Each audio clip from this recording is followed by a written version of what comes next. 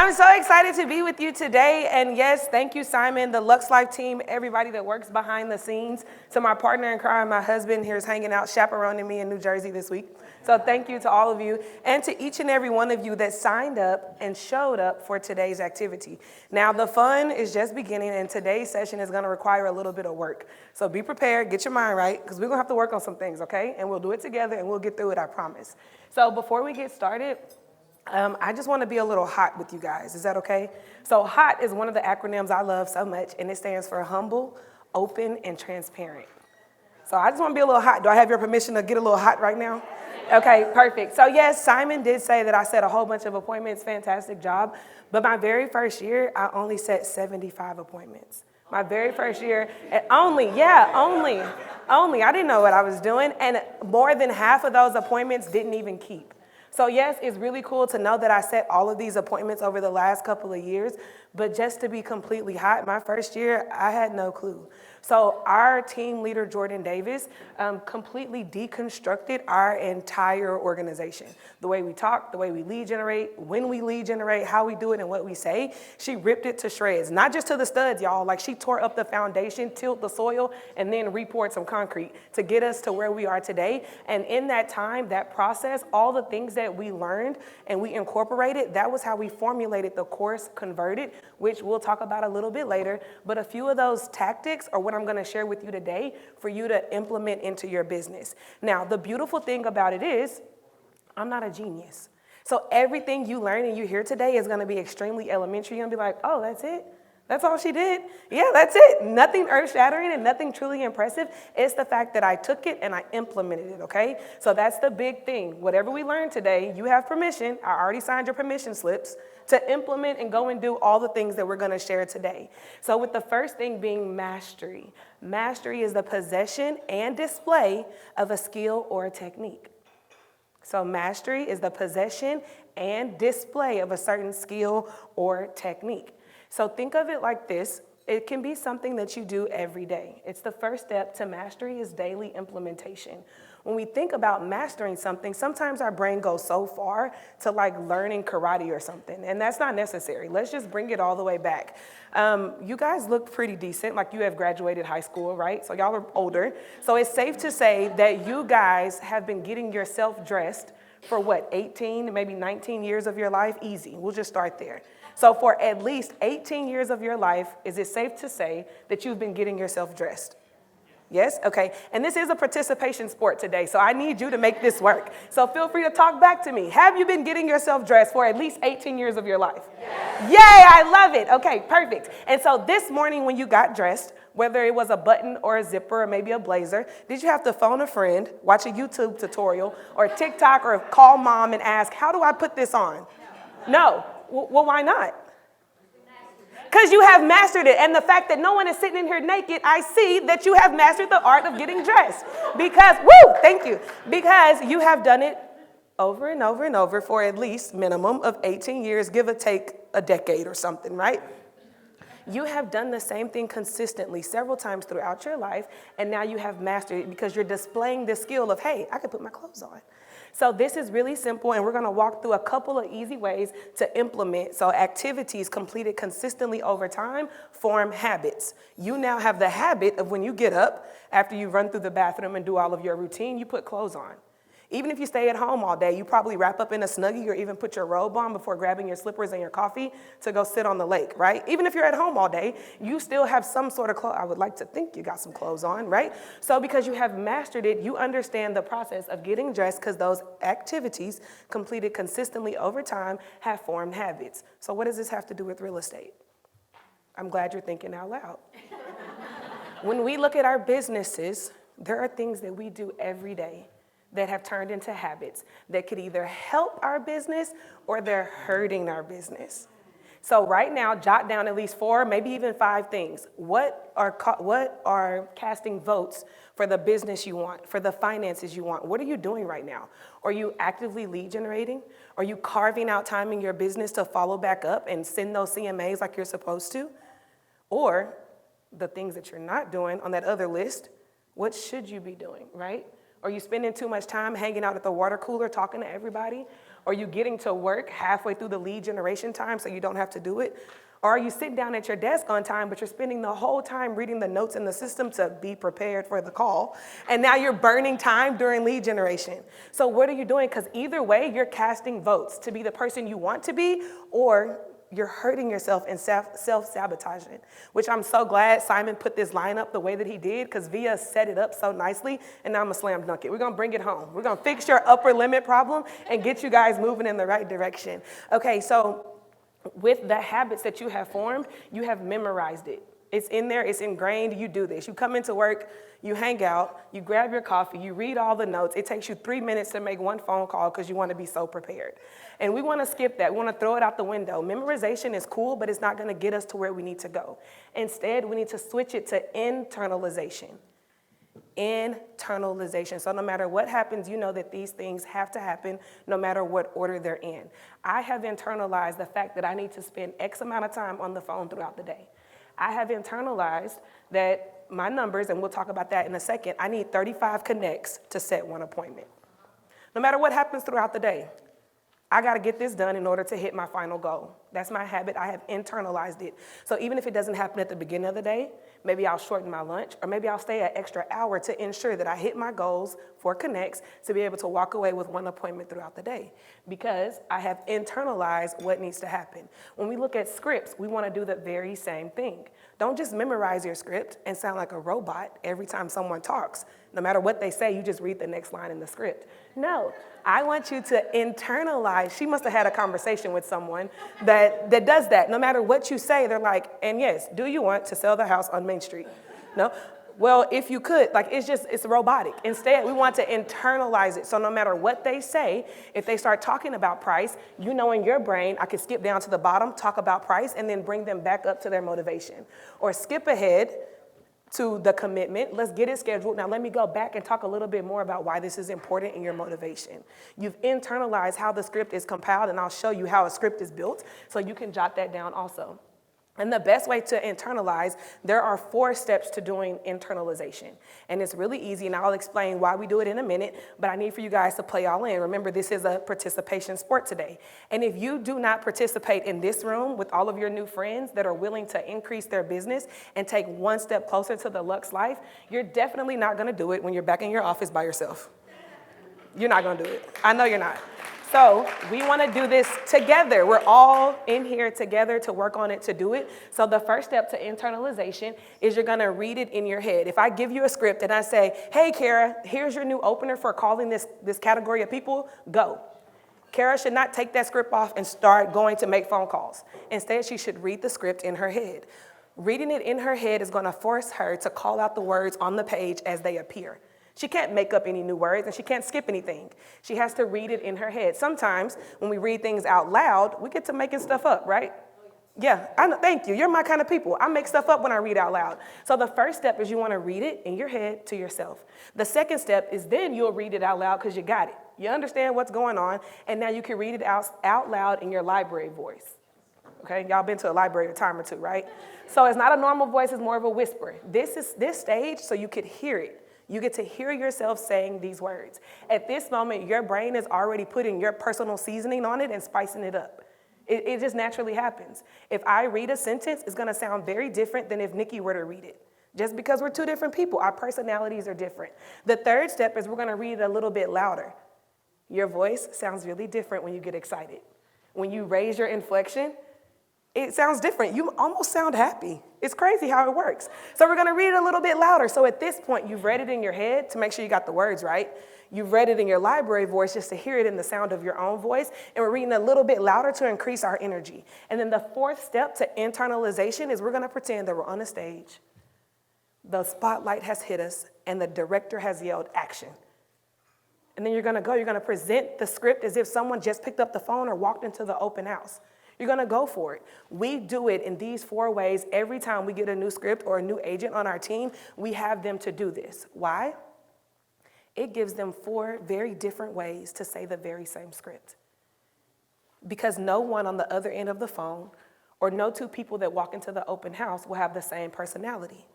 So at this point, 3 minutes into working on a script, they've now presented it to 4 different personality types. So when the phone rings and someone says, hello, you can use your library voice and you got it. Or if they answer the phone and say, hey, oh my God, hi, you're excited already because you've already practiced it. It's nothing new. Does that make sense? Yes? Remember, we're going to practice it. So you all said it made sense, so let's party. Here's this first script. Here it is. So step 1, read it in your head. And you all are geniuses, so your name, put your name in there. All right, awesome job. You read it word for word, fantastic. Now our second step is our library voice. So go ahead, whisper this script.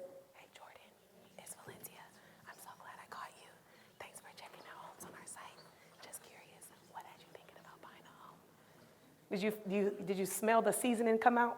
It felt a little bit different. Even though you just read it in your head, it automatically sounded a little bit different. Y'all remember step 3? What was it? Tell me. A little louder. That's right. I'm not going to do it because I don't want to blow any speakers or Bill will kill me. So you guys are going to have to do the work for me. Are you ready? Step 3. Here we go. Hey, Jordan.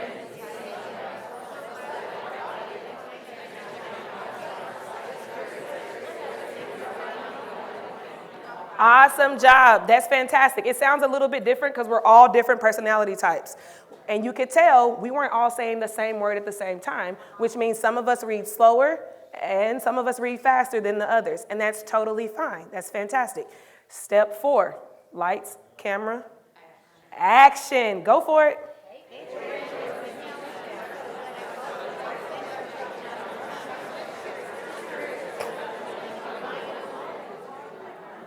All right, how'd that feel?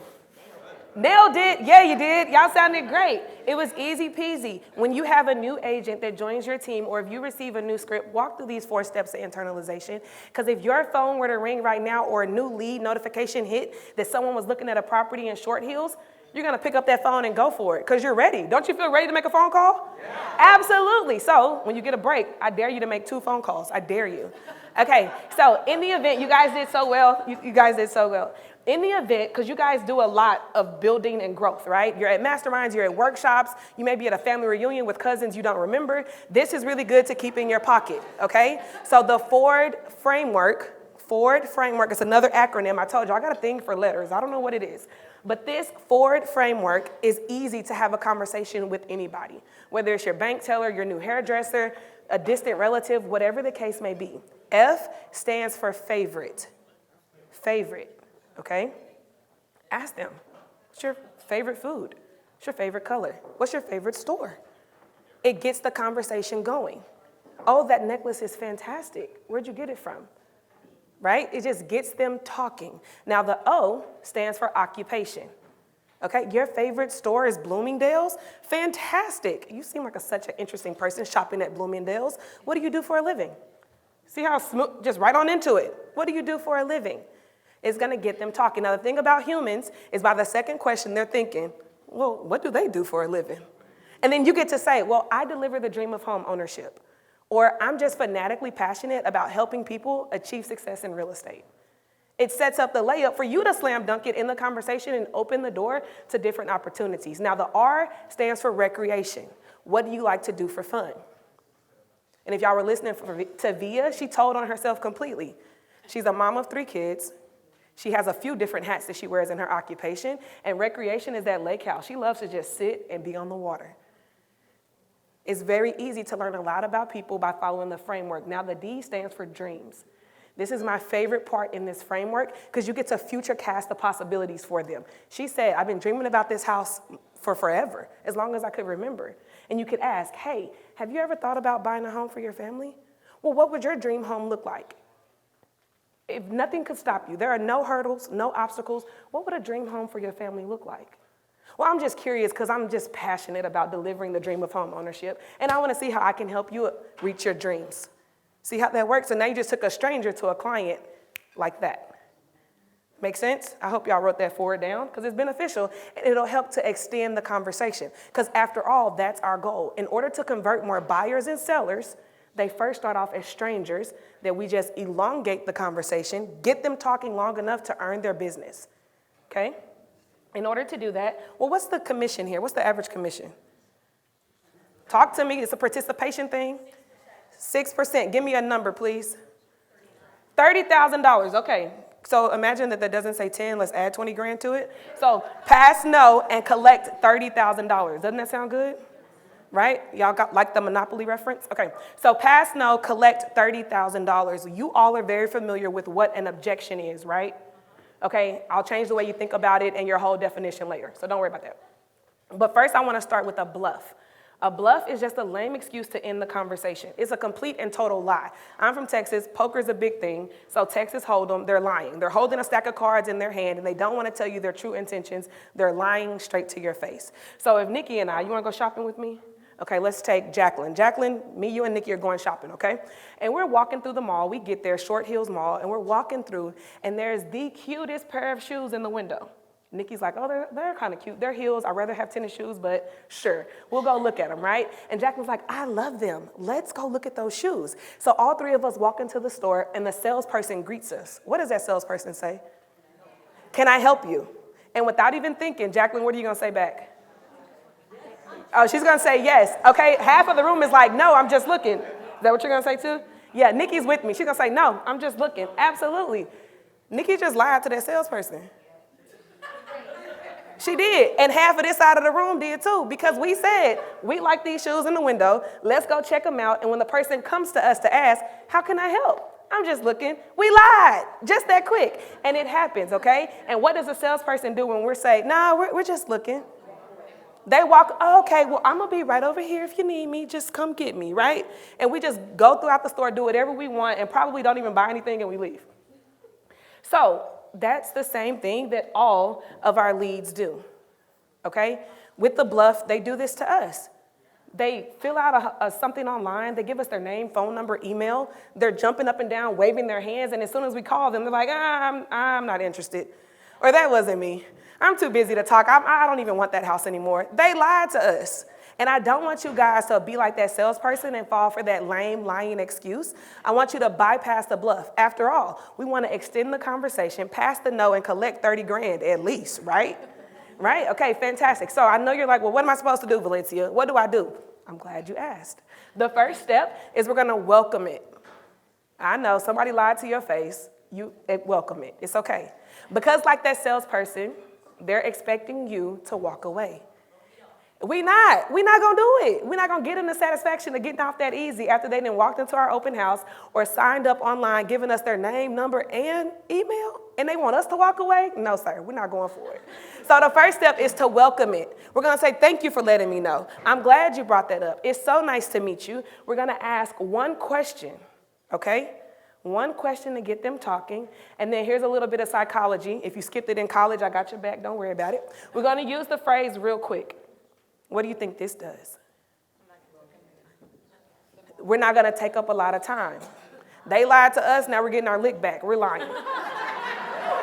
Woo! Yes, we get to get our lick back. We are not going to be real quick by any means, but we're going to say real quick to make them feel that we're not going to take up too much of their time. So we're going to welcome it, ask a question, use the phrase real quick, and then ask an even broader, open-ended question to revisit their motivation. We want to get them talking. Remember, our goal is to extend the conversation. How long can I get this person to keep talking? We want to encourage them and to continue the conversation and keep them talking, okay? When I worked at Victoria's Secret, I was there for 3 years, and it was a commission-based position at the time. I think now they give you like half a minimum wage plus commissions or something. But when I was there was no salary, no base, anything. It was all commission. And so in that 3 years, I quickly learned how to bypass the baloney that clients give you to be able to earn a commission, right? Because it's already awkward. You're at Victoria's Secret buying your intimates, and some little kid walks up to you and says, how can I help you? You're like, lady, I don't want to talk to you. You just learned what you learned, and I don't need your help, right? So it's already awkward. So what I decided to do was when clients come in or guests would visit Victoria's Secret, I would not ask, how can I help you? I wouldn't do it because they would just lie straight to my face and walk off, right? So we skipped right past that. And I would say, what bra brought you in today? After all, we're in Victoria's Secret. You're not here for a pizza. So I would ask them, what bra brought you in? And some people would say, oh, it was a little one with the things and you know the thing. Oh, yeah, I know what you're talking about. And I would be able to help them. Some people would say, no, I'm just looking. And you know I have a response for that, don't you? I would say, what could I help you find? And I would stand there awkwardly and wait. What you want me to help you find? You're looking? Great. I love like scavenger hunts. I love it. What do you want to find? And some people will be like, okay, this is what I'm looking, something for this occasion. I have this coming up. I'm thinking about doing this. Or even the husbands would come in like, I don't know what she wants. Okay, well, let me help you find something. And we would be able to talk through it and get him the perfect gift for her. Now, even if I say, what could I help you find? There's a really small group of people that still didn't want my help. Exactly, right? They're like, lady, get out of my face. I don't want your help. So even then, they're like, I'll let you know if I need help. And I would say, fantastic. Before I let you go, have you seen our new? And I would take a half turn or a little baby step in either direction to divert their attention. Sure, I'll let you, but before you go, have you seen our new silver chair we just got in? It's really comfortable. Here, take a seat. You'll love it. And before they knew it, they'd be checking out with a silver chair. They didn't come in for this, but I was able to hold their attention. And if I knew I could take a step and turn and you leaned, I got you. Because you're interested, you're intrigued, and don't take a step. If I see you take a step, you're going to buy the whole store. Because I see that you're interested, and people don't always know what they're looking for. You go shopping, and you do want to see. But if someone shows you, it cuts your time in half, gives you a good conversation, and somebody to talk to. So if you lean or take a step, we're buying everything your money can handle, okay? So that is super important when you think about your real estate leads, opportunities, and transactions. Internet leads, when they raise their hand and they reach out, you get past the daunting ring and they say, I'm just looking, I'm not interested. Feel free to lead with the welcome, okay? And the welcome isn't set in stone. It can be, thanks for telling me, I'm glad you brought that up, that's good to hear. You pick a variety. Put it on autopilot in your mental Rolodex. So when they say, I'm busy, I can't do this, I'm not interested, thanks for letting me know. It's quick, okay? Then you want to follow up with the question, I'm busy, I can't talk right now. Here, let's pick somebody. You want to role play with me, sister? Fantastic. So let's pretend, what's your name? Say it again. Terry. Okay, so let's pretend Terry just registered on our site, right? She gave us her phone number, her email, and of course her name. She was looking at a property on Main Street in Short Hills. I pick up the phone, it's ringing. Terry picks up. Hey Terry, it's Valencia, I'm so glad I caught you. Hey, for sure, you registered on our site looking at the property on Main Street in Short Hills. I'm curious, what has you thinking about buying a home? I just like the proximity to the train. Absolutely, give me a bluff. What's important about being close to the train, Terry? Tell me you're too busy. I don't know. Tell me you're too busy to talk. I'm too busy to talk right now. I have to jump into a meeting. Oh, I'm so glad you brought that up. Real quick, what had you interested in being close to the train? Can I get back to you later? Absolutely. Okay, so at that point, that's fantastic. Thank you, Terry. So if she says get back to you later, sure, no problem. I'll call you at 5 o'clock. I didn't lose. I know that she wants to be close to the train. She still wants to move. And 5 o'clock is the best time to talk. I won 3 times. I got so much information to help her. And at 5 o'clock, I'll call her back and I'll say, hey, Terry, we spoke earlier about being close to the train. When you say close, what were you thinking? Why is that important, right? Now, sometimes when you give a real quick and ask a question, they'll keep talking and forget about their important meeting. Okay, so Terry was just being a little hard on me and I appreciate it. Keep me better, Terry. So even if they say, I'm not interested, call me back later, you still got them. Or they will keep talking to you. And my personal favorite, and this will happen, so don't panic when it does, they'll hang up. Because you got them, you won. If they hang up, celebrate, clap for yourself and do a little dance because you won. They're expecting you to back up and leave them alone. And because you have taken it a step further, they didn't have a response, they panic and hang up. You still won, okay? Call them later, they'll forget. Okay, so we want to take a trip down memory lane. Uh-oh, can we hear? Center of a Tootsie Pop. Let's find I'm going to go back 1 second because you missed the first part. It's super important. Thanks, Bill. Bill's so awesome. 2 claps for Bill, please, y'all. All right, let's do it. Mr. Owl, how many licks does it take to get to the Tootsie Roll center of a Tootsie Pop? Let's find out. 1, 2, 3, 3. How How many licks does Do it y'all take remember to that get to the commercial, Tootsie some of Roll you? Center of Okay, Tootsie Pop? fantastic. So The world let's may never assign a know. couple of labels to make this make a little bit more sense for real estate. If you haven't noticed, I like taking completely unorthodox information and bringing it back in for real estate to make more sense. I have a degree in fashion and my minor is in art, so real estate and numbers has never been my jam. So I need something fun to keep me entertained, okay? So I like to teach this way and I hope you guys are enjoying it. Let's keep going. So the little boy is our lead source. The Tootsie Pop is the lead, and the average realtor, not any of you guys, the average realtor is Mr. Owl. Now, the average realtor will ask a couple of surface level questions and then jump right to the center and bite the lead's head off, and then hand the lead back to the lead source and say, it's broken, something's wrong with this lead. It happens far too often, and it's not the lead or the lead source, it's the owl.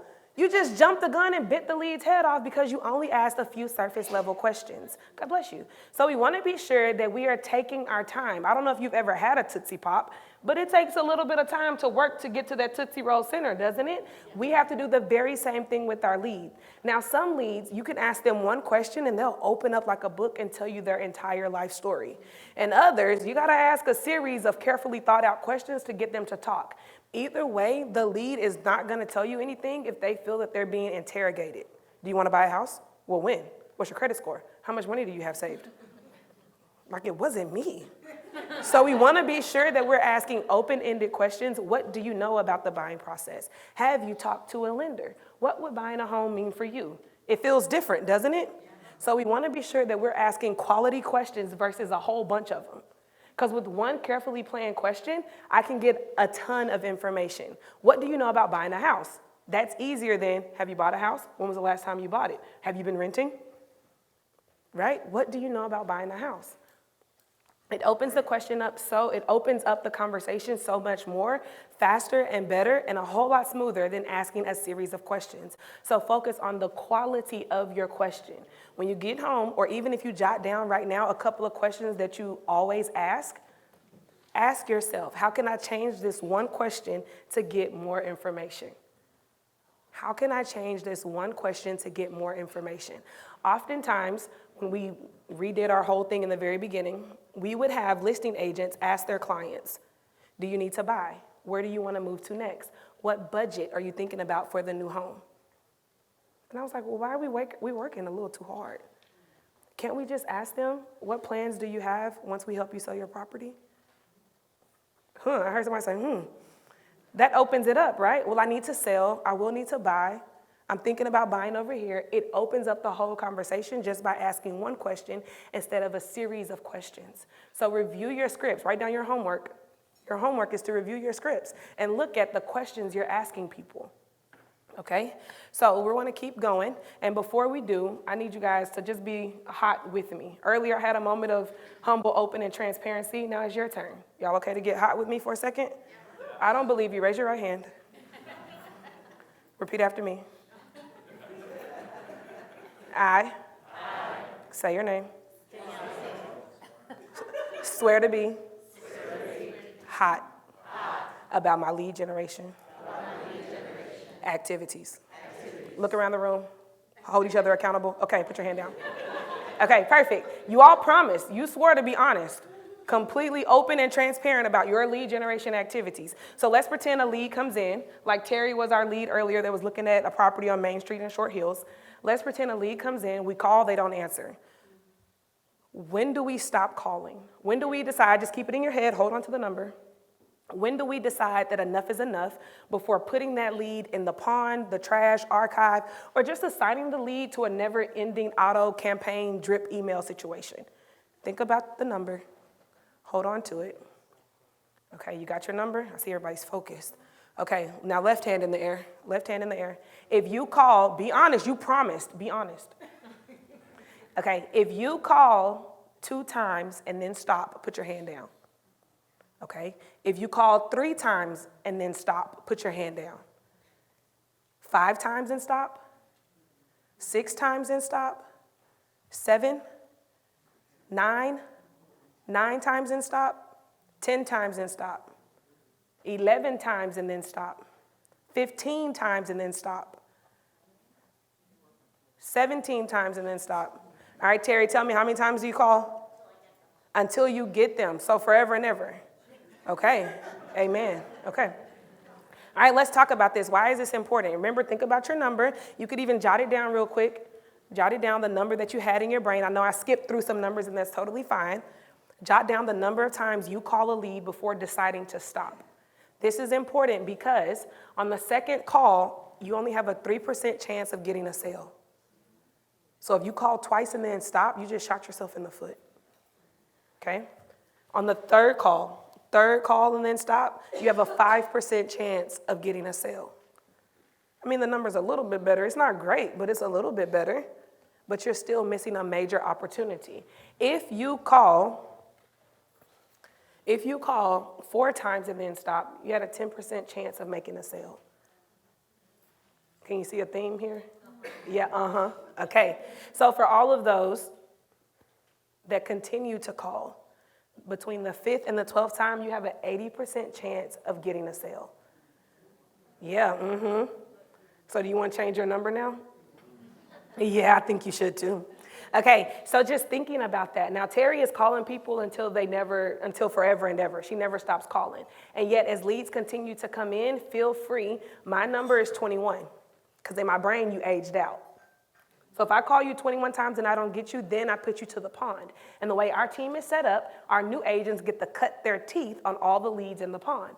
So it's like, hey, new agent, here's access to our pond. There's about 1,000 leads in there. Feel free to call. Whatever you convert, it's yours. But my number is 21. I call a lead 21 times before I let them age out and graduate to go to the pond.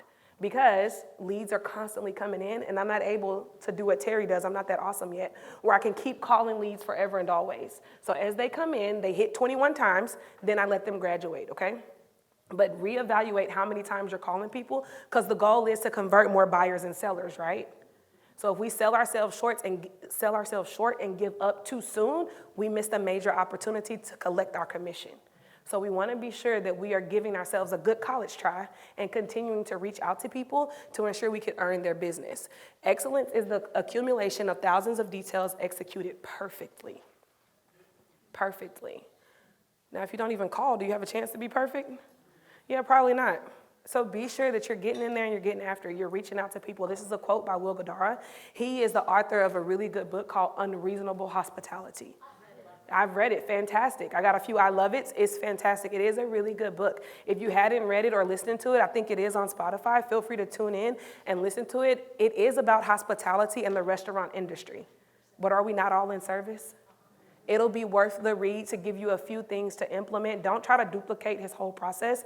You'll blow your brain. Don't do it. But there are some good nuggets that you could easily implement into your business. As we continue, the 5 laws of scripts are something I want to show you guys, another tactic to help you increase your conversions. Now, we talked earlier about internalization, right?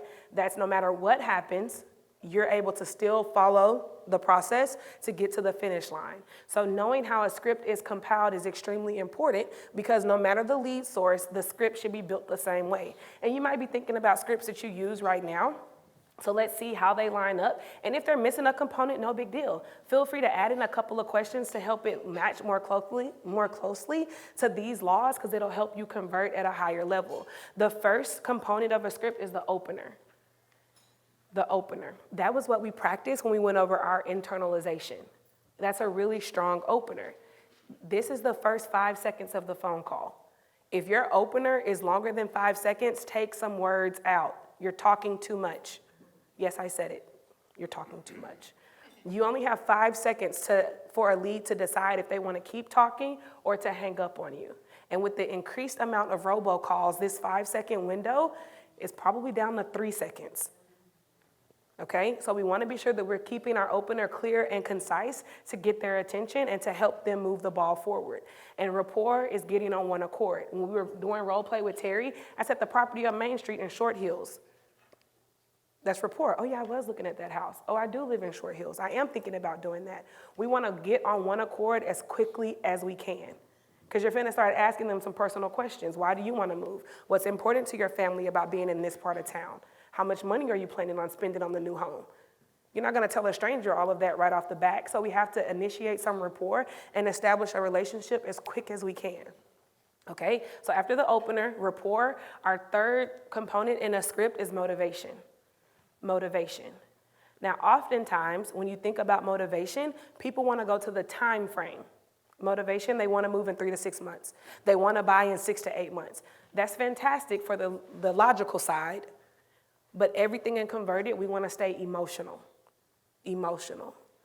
Why do you want to buy a house? What's important about being in this part of town? Well, what would happen if we couldn't get you here? We want to be in the emotional side because when things get shady during the transaction or they're not answering your phone calls or turning in their documents to the lenders, we want to be able to say, hey, you told me that you wanted your kids to be in a better school district. Our next step is to get those docs to the lender so we can help their education be even better. They'll be like, oh man, okay, let me go do that now for those kids. It's gonna make them wanna do it, right? Or you told me that being in this bigger home was important because you wanted your mom to come live with you so she didn't have to go to the nursing home. Or your kids are getting so much bigger, you want them to have their own bathroom, remember? So replaying that emotional motivation is gonna help push on that pleasure or pain point to help them and encourage them to move forward. Now the objection, which we'll talk about in a minute, so I'm just gonna skip right past it, is the reason to stop the conversation. And commitments is the appointments that keep. So you say over the phone or you meet them at the open house and they say, yeah, I wanna meet you. We wanna be sure that they actually show up, right? And that they actually sign. It doesn't do us any good to set a bunch of appointments and then no one shows up. I did that my first year in real estate and it was not fun. Like, yeah, I got this appointment. They didn't show up. They didn't even answer when you called. Like, it's devastating. So we wanna be sure that they agree, they show up, and they sign. So you wanna agree and arrive at the commitment. Now, when it comes to objections, a lot of times we have heard handle the objection. Y'all have heard that before? Okay, we'll throw it out the window. We're not gonna handle them anymore. We're going to uncover objections. Uncover. So think about a tree with roots down in the ground. We're gonna dig it up, right? You can't just chop the tree off. We gotta get all those roots out of there. So with an objection, it is oftentimes later in the conversation, and oftentimes objections are rooted in a mindset, right? They believe something. They think that they can't buy a house because interest rates are too high, or because a parent, a spouse, something emotional has happened and they're just not believing it. So a lack of education or motivation are the reasons why objections happen. They don't know what they don't know, or they've convinced themselves that they can't do it, okay? The best thing to do with an objection, and you'll be surprised with this, is to welcome it. Because they're telling you something, they're giving you some information that they feel is true to them. I can't buy a house, interest rates are through the roof. Now, if you say, you're wrong, let's go buy a house. That person's gonna be like, no, lady, you're crazy, I'm out of here. And you're not listening to me. And then you're playing this tug of war game and nothing is going anywhere. We're not even advancing. So we wanna be sure that when an objection is presented, no matter what it is, I wanna sell the house by myself. Hey, thank you so much for letting me know. I'm really glad you brought that up. It not only diffuses the situation, it makes them feel heard. And now they're like, what? You're glad I told you I don't wanna work with a real estate agent? It validates them. Yeah, it validates them. It helps them to see like, you're a little bit different. I wanna be, wait, what do you mean? Everybody else has told me I'm crazy for doing this, or that was a dumb idea, or I'm missing out on the market, right? So we wanna be sure that we lead with gratitude. Not only does it diffuse the situation, it replaces the When you lead in a conversation with it decredits you. It makes it sound like you have no clue what you're talking about. So we wanna be sure that you have this in your pocket. Always lead with gratitude. One of the things that are really important to my life is every day I will write down 5 things I'm grateful for. It's really hard to be a grumpy butt when you're thinking about all the things you're grateful for. Whether it's the doorknobs or the refrigerator, I'm grateful for it, right? It's the little things that make everything much better. So we wanna be sure that we lead with gratitude in that conversation when we're presented with an objection. And it doesn't matter what it is. Some objections are completely outlandish. Like, you ever heard something from a client and you're like, what? What did you just say? And it catches you off guard. If you respond automatically with, I'm glad you brought that up, thank you for telling me, it goes over a whole lot smoother. Now, the second step is we wanna ask 2 to 3 open-ended questions. Again, we wanna get them talking. We wanna know all that we can about these people, okay? So we wanna encourage them to continue talking to us. So we're gonna ask, what's important about that? How would this impact your life? Well, what would this do for you? I'm just curious. Asking these open-ended questions is going to encourage them to keep talking and give us more ammunition. It gives us more to work with. Once they word vomit and answer all of our questions, we're able to help them and find different strategies to help them be successful, okay? But a little bit later. Do not try to solve their problem or change their mindset on their objection. Yeah, I said it. Don't do it. Don't try to convince them that the rates are just right and they should buy right now. You're going to lose them faster than they came into your world. Instead, let them talk. Okay? So you'll say, well, what about the interest rates? Oh, your payment would be too high. Okay, I hear you. Oh, you don't have a lot saved up for your down payment. Okay, that would affect your closing costs. Okay, thank you so much for letting me know. And you want to be sure that you summarize everything they said. So, Ms. Hunter, what I hear you saying is, at this interest rate, if you were to buy, your payment would be too high. It would jeopardize what you've saved up, and you wouldn't have enough for closing costs. Is that right? She was like, yeah, that actually is everything I just said. Okay, that makes sense so far? I see head nods, pens moving, I'm loving it. So you'll welcome it, you'll ask 2 to 3 open-ended questions, and be sure you summarize. Whatever they said, make sure that is exactly what you heard. We don't want to lose them because we're not listening, and we don't want to solve the wrong problem. If you assume and jump to, oh, the mortgage payment, right? The interest rates, you don't want a high mortgage payment. Okay, cool, I got it. What if they're like, baby, I'm loaded. I got 9 figures in the bank. The money is not a problem. I'm concerned about blank. Then you just went and solved the wrong problem. So we want to be sure that we are listening, okay? And then the 4th step is the conditional close. If we go back to Ms. Hunter, I can say, if I can show you a way to help you and your family buy a home that will not jeopardize the money you've already saved up, and we can get the payment around where you would like it to be, then when can we meet to customize your purchase plan? She's gonna be like, okay, I'm interested. Tell me more. Well, how are you gonna do that, lady? You're crazy. Well, let's get the lender on the phone and see what creative solutions we could come up for you. Are you open to adjusting your purchase price? Are you open to changing your location? It gives me more to work with knowing that she's interested. Okay, I'm not gonna just make up some money and print it in the bathroom and bring it to her and give her more money to buy a house with. We're gonna get creative with our lender partnerships and see how we could come up with a way to help her buy a home, stay in her price point, and not jeopardize all that she has worked hard for. That make sense? Yes. Okay, anybody wanna practice? Oh, come on. We'll make it easy. What if it's not real estate? What if we talk about cheeseburgers? Cheeseburgers? Yes? That's easy, cheeseburgers. Nobody wants to play with me? My guy. Okay, what's your name?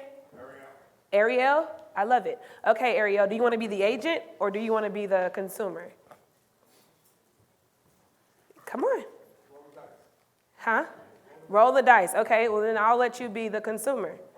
Okay, but we're talking about cheeseburgers, right? So think of an objection about a cheeseburger. Hey, Ariel, me and all these friends of mine right here, we're going to go try the new burger place on the corner. You want to come? Not really, no. Oh, okay. I'm glad you told me, but what's going on? I don't know. The outside, like, it doesn't seem like it's ever really busy. The pictures online don't look great. The Yelp reviews suck. Oh, no. Well, what are the Yelp reviews saying? I like my being basically moving, and they should have taken something for the life. Okay, that's awesome. I'm so glad that you brought that up. Other than your burger being still alive, basically, what are you looking for in your cheeseburger? Condiments. I mean, I can go to McDonald's and get the same thing. Why would, I want good condiments if I'm paying a premium price. For sure. I understand completely. When you think of good condiments, what comes to mind, Ariel? Quality cheese, pickles. Oh, pickles. Okay, quality cheese and pickles. Okay, onions. For sure. Is there anything else outside of quality cheese, pickles, and some fantastic onions that you need on your mooing burger? Well, in order to capture all the juices, a good bun. A good bun. Okay, what type of bread are you going for? Brioche. Brioche, my kind of guy. Okay, high quality price. We need a brioche bun, a mooing burger, quality pickles, cheese, and some fantastic onions. Is there anything else you're looking for? I mean, I'd be shocked if they could, perform on that, but yeah. For sure. So if I can get you those things, then will you please come to lunch with us? Fine. Okay, fantastic. Let's go. What'd you guys hear? Yeah, that was good, huh? It was about a burger. But it's the same, thank you. It's the same strategies. I welcomed it. Hey, thank you for letting me know. We asked several questions. Well, what else? What did I miss? Other than that, well, what happened? About the Yelp? Oh my goodness, what they say, right? Those are intriguing questions to get him talking. None of them were closed-ended questions. They were all open to get all of his information. And then I asked him that conditional close. Before I got there, I recapped. So if I can fix and provide quality pickles, quality cheese, good good onions, a brioche quality bun, and a moo and patty, will you please come to lunch with us? And what did he say? A little skeptical, but he was like, I guess. So now I got to run to the Burger Shack and say, hey, just sear it a little bit, give them some quality cheese, some good onions, and a pickle on the side, right? But that's the same thing we do in business. We get a client in our world, we understand what's going on with them. Fantastic, I'll make that happen. You go to your team leader, your lending, all of your team, your support staff, and say, I need to make this happen. What can I do? You got down payment assistance? You got closing costs? Can we do anything about this? Can I make this happen for them? Do we got any movers that can help? What can I do to make this work for them? And we have a really awesome panel coming up to talk more about giving exceptional service to your clients that'll help you guys put more things into practice in your business. But that's how you buy yourself more clients and you uncover the objection. Did I tell him, stop being a baby, come get a burger?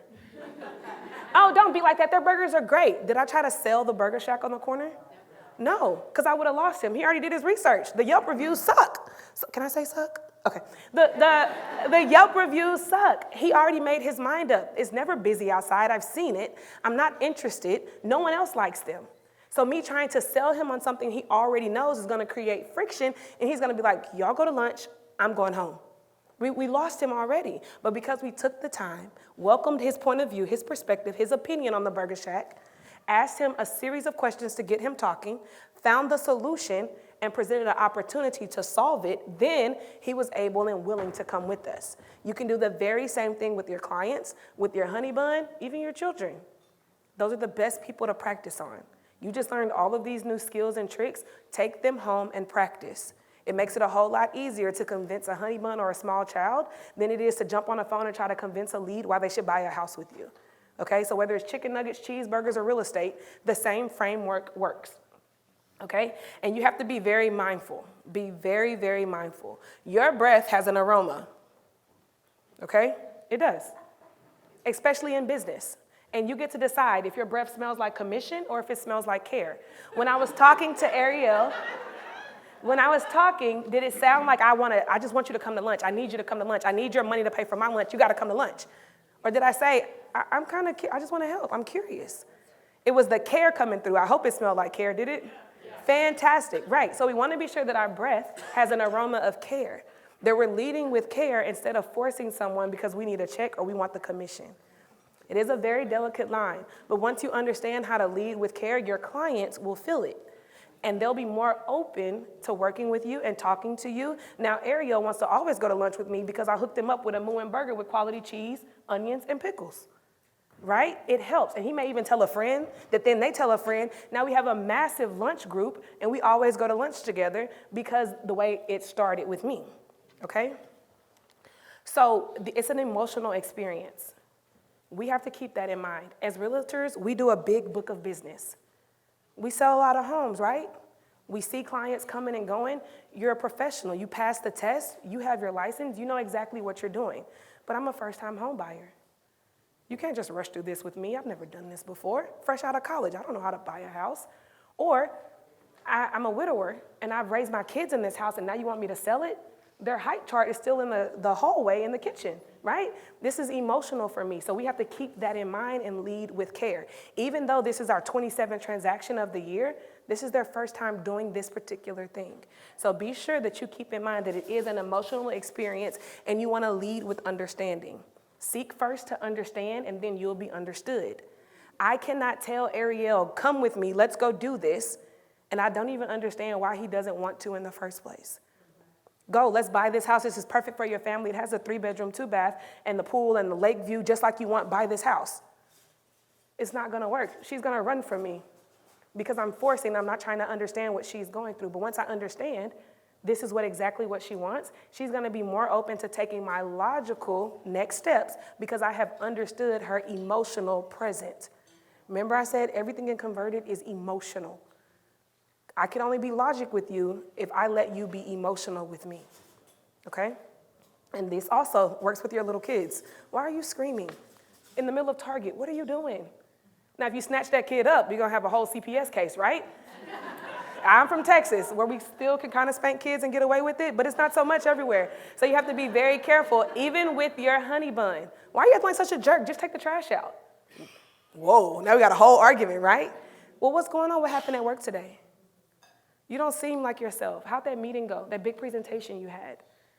And now he has the opportunity to tell me, oh, it sucked, it didn't go over well, the tech was this, or my boss wasn't even there, I gotta wait a week. He's able to open up and express what's going on, and then I can say, well, how about we do this? Well, what if we did this next? I seek first to understand, and now I can be understood, even though just go take the trash out, right? And then it's a revenue relationship. Because I made such a good relationship with Ariel going to lunch, he's gonna refer other people to that business. Hey, I went and I had the best mooing burger over at the Burger Shack. They got some quality cheese, y'all go check it out. It's revenue, it's repeat business because I've taken time in that relationship. Doing these things with your clients is gonna help them to refer more business to you. They're gonna be more open and say, hey, y'all gotta go hang out with Fayaz. He's phenomenal. His team is fantastic. They have the best sense of humor and they're gonna get the job done and they speak like 18 different languages. Right? They're gonna tell everybody because he has a team that can be compatible. He took the time to take care of his clients. So that revenue relationship, and nothing feels better. And y'all tell me, I don't know. Your phone rings and they say, hey, realtor lady, hey, realtor guy, my cousin needs to buy a house. I told them you're the best one for the job. My dad's thinking about selling his home. I told him you're the only one that can help him. How good does that feel? You didn't have to work for it, and here comes business knocking on your door, right? Or someone from another state says, hey, someone's moving to Short Hills, and you're the one to help them because of the revenue relationship. Mr. Marriott, y'all know him, right? Yeah, maybe not personally, but you've heard the name. He says that the little things make the big things possible. Only close attention to fine details of any operation makes the operation first class. So remember we talked about the emotional experience, seeking first to understand, results in that revenue relationship. Those little details help the big thing become first class. There are several people that I have met that their whole business is repeat business. It is referrals. They don't have to lead generate, which we'll talk about here in a minute. So we want to be sure that the little details in your business, whether it's sitting down making phone calls, whether it's following up with emails and text messages, whatever you're doing, do it with a spirit of excellence, because it's those little things in your business that when all put together give you that first class service to your clients. So we want to be sure no matter what we're doing, that we're doing it at a really high level. Always be the last to respond. Whether it is a text message or an email, have the last word. Not in an argument with your honey bun, but definitely with your clients. You want to have the last word. This not only closes and seals the deal, but it also puts you at the top of their inbox. Okay? If they say thanks, you respond with, you're welcome. Simple, right? My pleasure. Chick-fil-A over there. So we want to be sure that we are the last to respond. It puts us back at the top in their inbox. They don't have anything else to say, but we're there. We're at the top. Top of mind, we want to stay right in their face. And we want to initiate voice-to-voice conversation. Voice-to-voice conversation. And I know some clients are like, nope, I don't want to talk to you. Just text me. I don't want to hear from you. Just email me. Have y'all had clients like that? Okay, well, let's throw them away. No, I'm just teasing. We want to be able to talk to them to avoid any miscommunication. This text has 2 words in it, but it could be read 18,000 different ways, right? A little bit excitement, oh, really? Or an attitude, oh, really? Right? So it can go either way, but if I send it in a text message, how do you know which way I mean it? You don't know. So even if your client prefers email or text, we still want to say, hey, this is the information. I want to talk you through it. Call me later. Let's set a time to talk for 15 minutes. This will avoid any miscommunication or misunderstanding. Because if I get this text message, I'm going to show my honey bun. They said, oh, really? And then his brain is going to think it means something completely different. Now we got a big old problem, right? Because we're all misunderstanding what you meant to be funny or what you meant to be exciting. So we want to be sure that that voice-to-voice is always king in every transaction. What about this one? As a realtor, it's a little bit funny, right? But send this to a first-time home buyer, and they're like, what? Hello, police? Like, what is this? I think I just got a threat on my life. I don't understand. But this is exciting news. You'll get executed today. We're thrilled about it. But a first-time person in a real estate transaction may not understand what this means. So we want to be sure that voice-to-voice always happens as frequently as we can. And even if we have a really great conversation, we can follow it up with, it was great speaking to you. I'm excited for your closing on this day. Recap it so they have it in writing in case they're like, I like text messages and emails so I can keep a paper trail. I'm really busy. I don't want to forget anything, or I need to tell my honey bun a little bit later. Can you just text it to me? Yes, but I also want to talk you through it to be sure we're all on the same page. These are some funny examples, but sometimes deals can go sideways when we keep them only to text. So your voice is a really good way to ensure that everything goes smoothly, because not only can they hear your tone and inflection, but you can listen to them. And you can hear the hesitation or the nervousness in their voice. And that's another thing we teach in Converted is to listen to not just what they say, but what they're not saying. It's extremely important because you may miss something that they're like, yeah, it's okay. What you mean it's just okay? This is the house you wanted, right?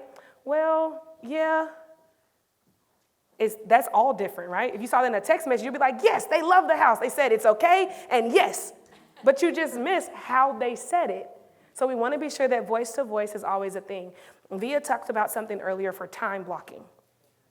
You have taken a lot of notes. I see all of you writing, typing, screenshotting. That's fantastic. Write down the things you want to implement. Only 3 of them. You're not going to do all of it. Don't even explode your brain that way. And so for the next 2 months, pick that one thing and implement that. And then in another 2 things, in another 2 months, pick your second thing to implement. And then in another 2 months, once you have 1 and 2 implemented, pick your third thing to implement. This is giving you 6 months to implement 3 new things in your business.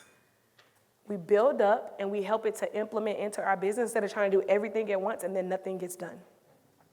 That's the best way to do something new, because I would hate for you guys to have a really expensive notebook at the end of this with all these ideas, the things you never do. And time block there are 3 things to time block. Your lead generation, your follow-up, and your responses. And I know you're like, wait a minute, isn't follow-up and lead generation the same thing? No, it's not. Lead generation is you fishing. It's you going out, getting new business. You're reaching out to new people that don't even know you yet. You're generating, you're stirring it up, you're creating a problem, okay? You're getting more business. Follow-up is circling back around to the people you've already spoke to or you've run into, and you're circling back around to them to check in, to see how they're doing, to find out what's new. Are they still on pace to buy that home? That's your follow-up. Now your response time. Carve out an hour. My favorite time that I tell agents to do it is after lunch. You already ate, you're fighting the nap, and it's easier to sit there and respond to text messages and emails. This is your response window, and you only get 60 minutes to do it. Do not spend your whole afternoon responding to text messages and emails. Go through and make sure that you respond to everybody, whether it's a smiley face emoji, my pleasure, you're welcome, I'll call you tomorrow, whatever the case is, block time to respond, because you don't want to miss an opportunity because you didn't circle back around and check your text messages or emails, okay? So time blocking and get clarity. Remember earlier, I gave you a number, and I said, this is the number of connects I need for one appointment. Do you know what it is? 35, yeah, 35. 35 connects to hit one appointment. I'm really clear on my numbers. I know what I have to do every day to be successful and win the day. You too need to get clarity in your business. If you're like, I don't know, girl, then you need to start tracking. You need to figure it out so you can know this has to happen today in order for me to succeed. Get really clear on what it takes for you to win the day. How many hours? How many dials? How many connects? What do you need? Now, once you have that, we also need to get clear on how are you losing? How are you losing? For me, for quite a long time, I was losing because I was eating 2 Oreos every night and wondering why my pants were a little tight. Well, Valencia, you're losing because you're eating 2 Oreos every night. It doesn't sound like a lot, but in a month with 30 days, 2 Oreos, quick math, that's 60 cookies. Oreos are good, but they're not good to me, right? So we have to be really clear on how are we losing? Where are we losing? So what are you winning at? How do you win the day? What needs to happen for you to win the day? And where are you losing in your business? Deciding who to call, and it's not Ghostbusters. Decide who you want to call. The people in your world, who are you gonna call? The best way to do this is to look at where did your business come from last year. And if you're like, last year wasn't so hot, go to your most recent profitable year and see where did those transactions come from. That's a good place to start. If you're like, Valencia, I don't know who to call. Look at it. When you were doing a big bank of business, when you were succeeding, who were you dealing with? What clientele were you serving? And then look at your market. What opportunity are you missing in your market? For us, it was new build and new constructions. We're in Texas, there's a lot of dirt and land everywhere. The new build business was banging, especially in COVID. We originally built our business on open houses. Like, that was our massive lead gen lever. COVID hit, we couldn't do open houses. We had to change and shift gears. We went to new builds. There are properties popping up and selling as fast as they can build them. So we got more builder partnerships, extended that division in our business, and now we have a few profitable partners that we work with for new builds where we are their exclusive realtor. But that was an opportunity in our market that we jumped on before the other realtors woke up and realized what happened. And then what have you stopped in the past? Yes, we built business on open houses. We stopped doing that. Now we're finally circling back around to it because people are getting out, right? COVID is quote unquote over. People are more comfortable with it and the world isn't shut down. So open houses have come back around. What activities best fit your personality? I love being on the phone. You may not, and that's cool. I know, I said it, you don't have to be on the phone. But now you gotta do some legwork and figure out what do you need to do to generate business. Is it door knocking? Is it events? Is it country club? Is it golfing? What is it? What do you need to do? Because sitting around waiting for the business to come to you ain't it. You got to go do something. Get up, get active, figure it out.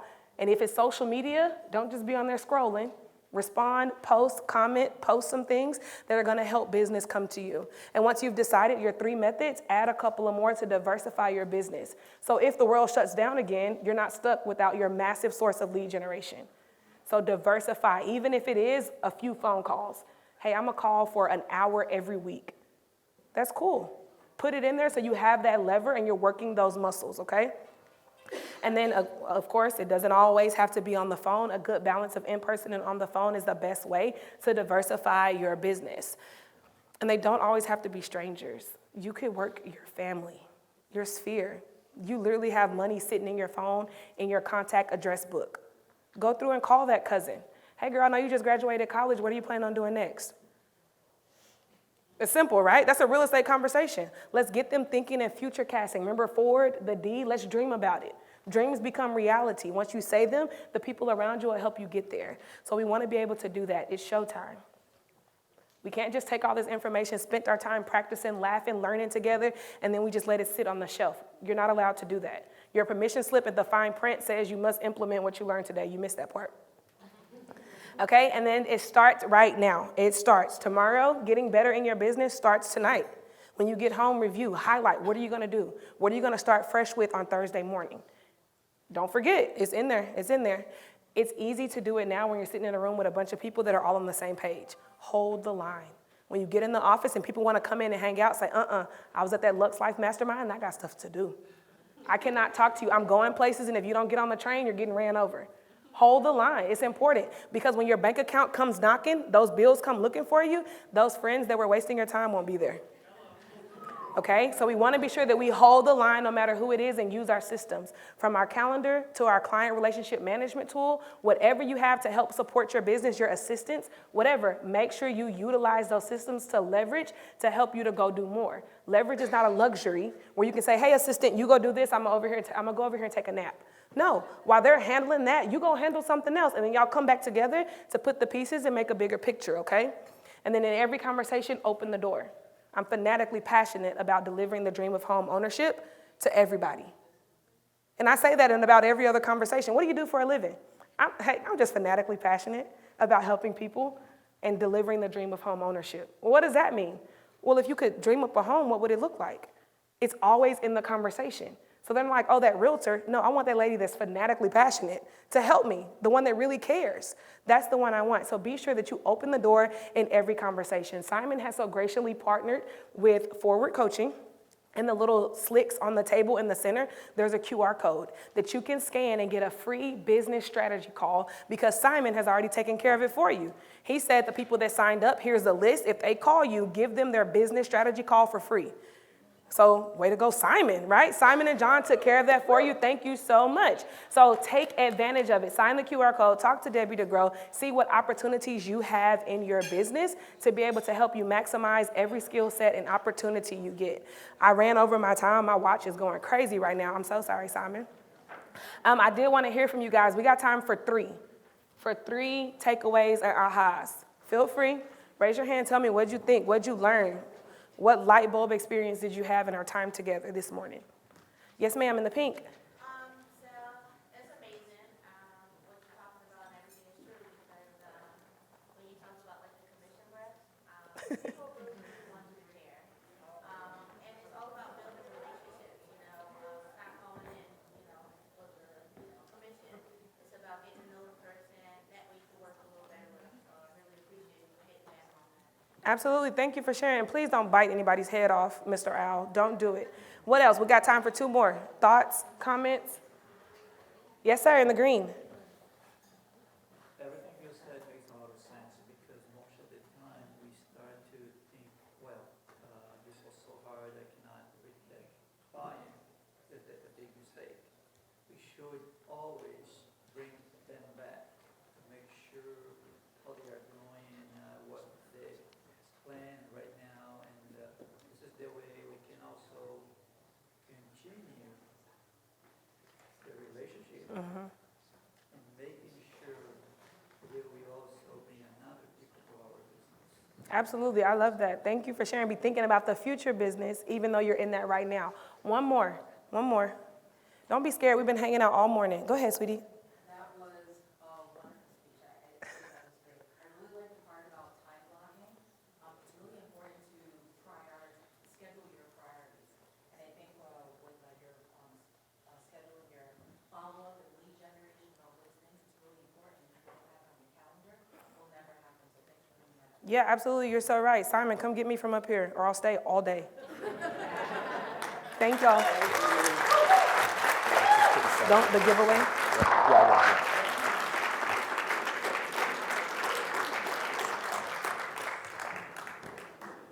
So also amazing as well. Isn't she amazing? Right? I can listen to her all day. So what we did is actually, you know what? Valencia does an amazing course. It's called Converted. So what we're going to do is that we're going to raffle up 1 free seats. It's 14 weeks. You have to do it. It's really good. It's online. So what we're going to do is we're going to, during lunchtime, we're going to pass around the bag, and you're going to put your business card in it, or if you don't have your business card, just put your name in it. So we'll put a drawing. It is worth your time because you're going to learn amazing skill and get implemented because we have to have more conversation. The more conversation you have, what's going to happen?